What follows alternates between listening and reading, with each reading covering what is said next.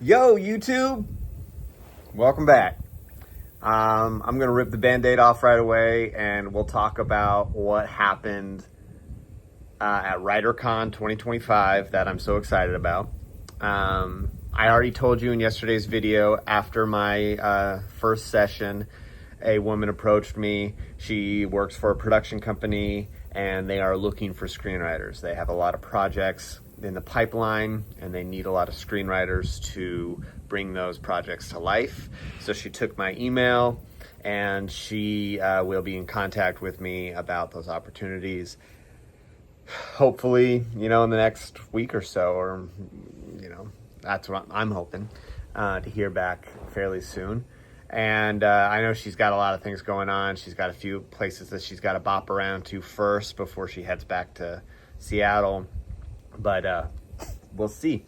The other cool thing is that roundtable. Okay, so I didn't really know what the roundtable was going to be. When I showed up in the grand ballroom, like I said, there were a bunch of round tables. And it turned out it was going to be kind of what I thought. Just a bunch of different little breakout sessions, a bunch of different tables that were geared towards all the different topics that they were roundtabling about.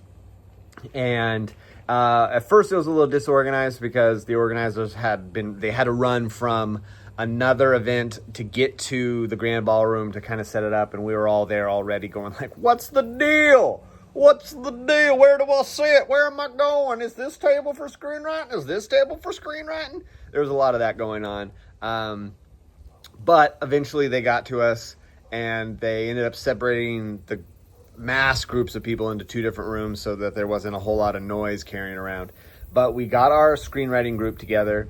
There was, I would say, probably about 7 people sitting at the table, plus 4 of us that were, I'm just going to say produced screenwriters. The rest of them were there trying to learn about screenwriting. I was definitely there to learn about screenwriting myself, but we were the kind of like the panel, and they could ask us questions. Luckily, there was another screenwriter there who kind of took the reins, and he has a lot of experience, 21 something credits. He was an actor on the show Nash Bridges, and he really kind of took control and everything. And what really made me feel good was that he treated me, and so did the other screenwriter, they treated me like a peer. They treated me like I was just like them, one of their own. I'm a screenwriter who has had something produced, and they saw me for that. And that felt really good. And we talked for like an hour and a half about screenwriting, and people got a really good, I hope the rest of the people got a really good education, because I sure did. As well as I knew most of the stuff that he was talking about, it's great to communicate that kind of stuff back and forth with fellow screenwriters, and just so you all know kind of what, that you're in the right place. That you're in the right place, and you're not totally being a wackadoo, sitting at home alone, as writers tend to often do. And so that was great.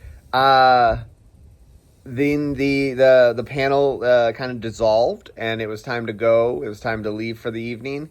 And I turned to the other screenwriters, and I was like, well, hey, can we connect? And they were like, absolutely. I got both of their email addresses. One of them, she lives in Oklahoma City, so that's really close to me. She works for, she's a primary writer for the Skit Guys, and she wrote the film Family Camp. And so I'm really excited to have her as somebody that I can talk to, have her as a future possible friend, because there are so few screenwriters that I know that are working screenwriters that live here in Oklahoma. And so anytime you have a chance to befriend somebody like that, and, have somebody like that in your orbit, it's a gift. And so going to WriterCon and having that network ability to meet her and meet this other man, Bob, was just such a gift. And he pulled me aside. We chatted, I ended up staying probably 30 to 40 minutes later than I planned to stay at the event, just talking to these two and building more of a bond with them after the round table had ended. He wants to stay in touch. He wants to do Zoom calls with me, which it just elates me because he's a guy who has so much knowledge in screenwriting that, you know, that he wants to he's taking kind of a special interest in me in that kind of sense that, you know, it just feels good. And it, you know, like I said, it's awesome to have those kind of people around and in your life. So I encourage you that if you're able to get out to networking events, whatever it is, get out there and put yourself out there and say who you are, say what you do, and meet people. And don't be afraid to ask them to connect with you, because I got 4 different contacts, 4 different screenwriters I got contacts for. I got the Instagram of one of them. I'm getting some, they're going to email me. I gave an email to one and she's going to email me. And then I got the contact information for 2 others, and all that for the price of me driving down to Oklahoma City and giving a talk. And you know, you don't have to always give a talk to put yourself in these positions. You can buy a ticket to the show. You can show up at the networking event. Like I said, put yourself out there and good things can come of it. I was talking yesterday how I wasn't excited about going. That was a mistake. I definitely should have been excited because I didn't know what was going to come of the event, but having had it turn out the way it did, I'm encouraging all of you to get out to more networking events, get your writing out there, and talk to more people, because you never know what's going to happen. But what does today bring? We got a Lorrie Morgan concert at the Hard Rock. So I will be heading out to the Hard Rock here in just an hour or so, and we will be setting up for another concert. And yeah, it's going to be a pretty easy one. Lorrie Morgan shows aren't as crazy as Gary Allan shows. I've done Lorrie Morgan before. So it should be a pretty chill, easy day. It's a big weekend. We have her, and then the following day, Sunday, we will have David Lee Roth. His show is probably going to be a little bit bigger. We have an earlier call time for that. And usually when it's an earlier call time, that just means there's a little bit more to set up and they have a little bit more to do throughout the day. But Lorrie Morgan's call time is 12:30. So, you know, there's that. I'm probably going to have to eat a little bit of food beforehand because they're only going to feed me once. And that's what we got going on today. I'll take you along. All right, looks like we got a tour bus and a tour bus attached to a trailer. That little bitty guy, that's all we gotta unload today. We gotta take that stuff, we gotta put it on a ramp, we gotta take it right up that dock and right into the venue. Well, load-in was super quick. It only took us, it was under 30 minutes. We unloaded that trailer fast. And the stagehands and the tour crew are busy setting up the stage. It doesn't seem like it's going to take them too long. They are rocking and rolling. Like I said, there's not even that much to have unloaded, so there's not really that much to set up. So we'll be able to get in there and set up cameras. Our video director is not here yet, so there'll be some waiting on him to get here. But until then, video is currently at a pause. Since we're working a country act today, I thought I would share with you a story of one of the books that I wrote. It's called Once Upon a Tour Bus. It's about a young woman named Sawyer who has dreams of working in live music, but she lives in a gate-kept world where the people that run venues are keeping her at an arm's length and not allowing her in. Until one day she's sitting at a bar during one of a show in her town when she lives in Atlanta, and a young man, real punky type, real skater type, sits next to her, really matches her vibe. She's not really a country type herself, but That's the world she's at least trying to get into because it's there. It's one of the options. And they strike up a conversation, and they kind of hit it off, and he takes her to check out the tour bus, and I'll let you figure out what goes on from there. He invites her on the road. We'll say that. He invites her on the road, and they have room. They need somebody to help, so they allow it to happen. And she goes on a journey of discovery, of love, and of finding her passion. It's called Once Upon a Tour Bus. I'll pop up the image right here so you can take a look at it. And the link will be in the description if you want to check it out. Once Upon a Tour Bus by me. There ain't nothing happening. Our video director arrived. I'm assuming he did his thing. All I did, his truck is here. And I saw him walk around, but I haven't talked to him yet. I probably should go inside and see what's going down. But he's probably just going to say, we're good. And then in like a couple hours, we're going to go to dinner. So yeah. I mean, I made a TikTok. I did that. Check it out. Thank you, Lord, for all that you've provided. And in Jesus' name I pray. Yeah, lady. Apparently there's a video file that's not working, so I'm going to walk in there and be a hero and save the day. Probably not, but I'm just going to walk in there. I go into the video room, and my video director's looking at what's going on the stage, and he's like, who's this lady? Just this young woman, she's on the stage, and I go, oh, well, yeah, she's part of the act, you know? And he goes, who's this lady? And I'm like, I literally just said she's part of the act. We know this. We've done Lori Morgan multiple times. You've done it. That's how you know her. I want to show you all something really funny. Check this out. Someone said, yep, that's not my problem.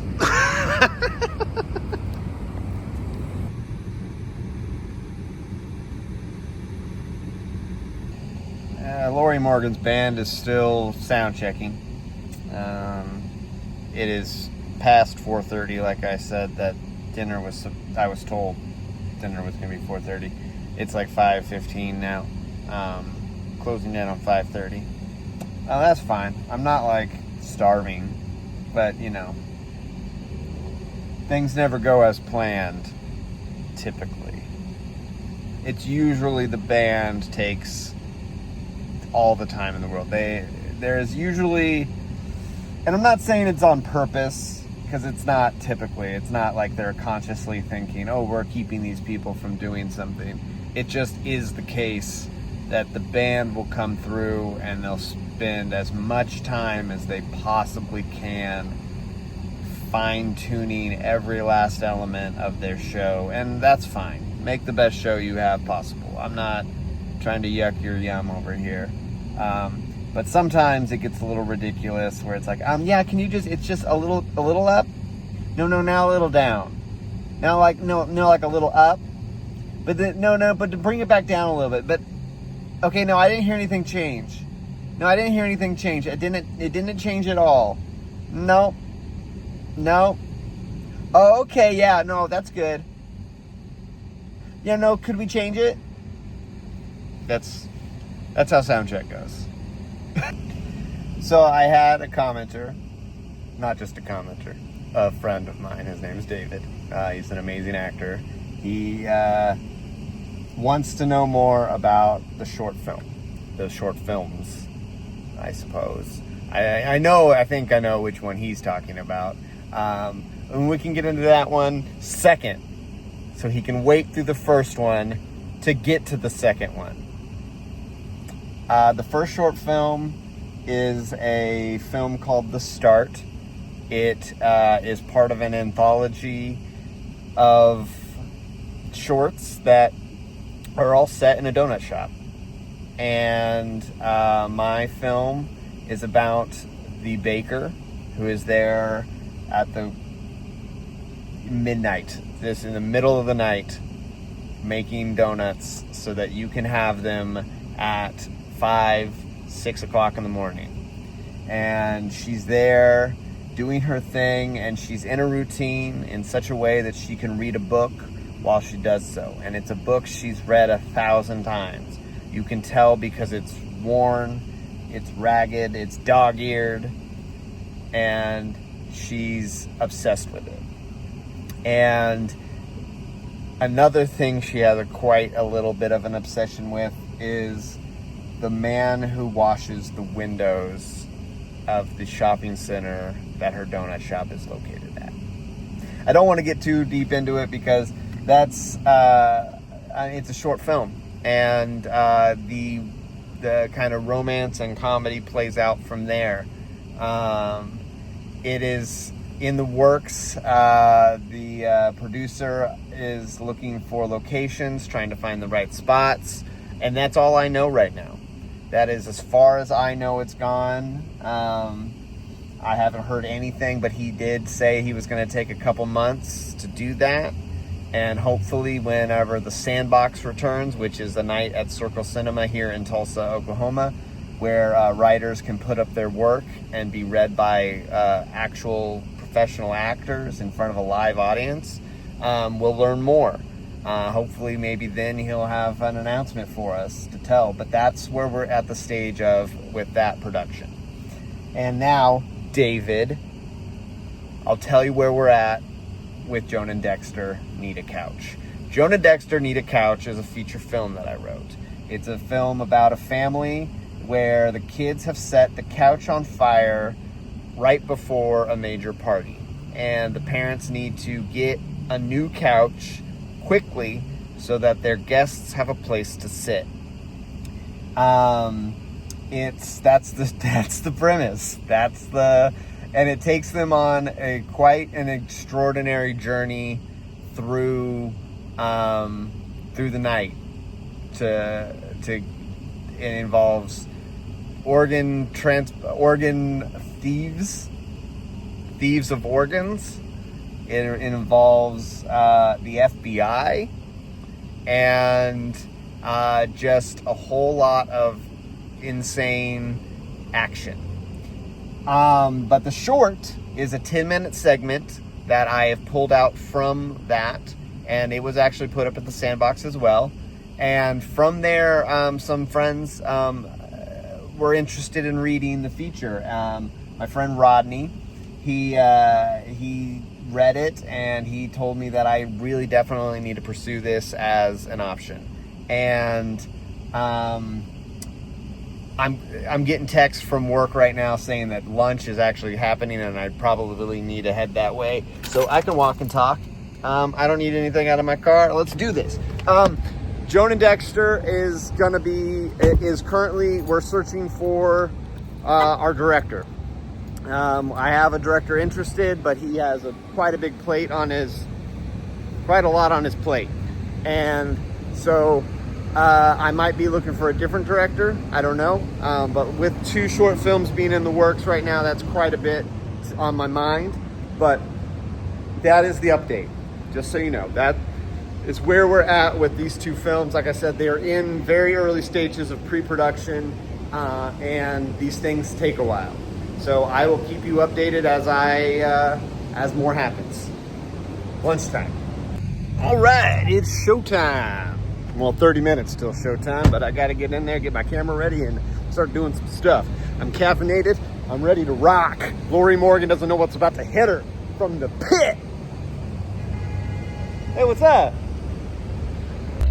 T-minus 15 minutes before the show.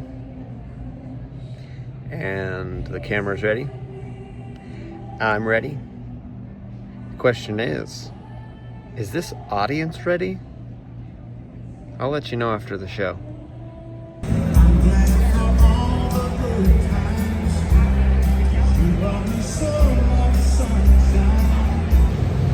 Lori Morgan complete.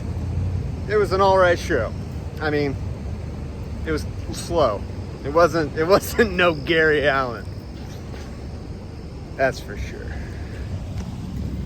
Well, that was a good show. I mean, I'm not a necessarily a Lori Morgan fan. Like, I'm not always a fan of these bands, these groups that come through all the time.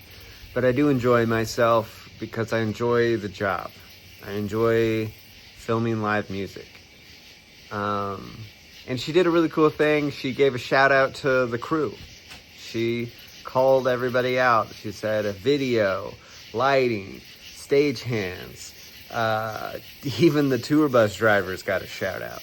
So she's a very appreciative person. And so for that, Lori Morgan, thank you very much for a good evening. And if you ever watch this, which I doubt you ever will, thank you. And on that, everybody, till tomorrow, bye.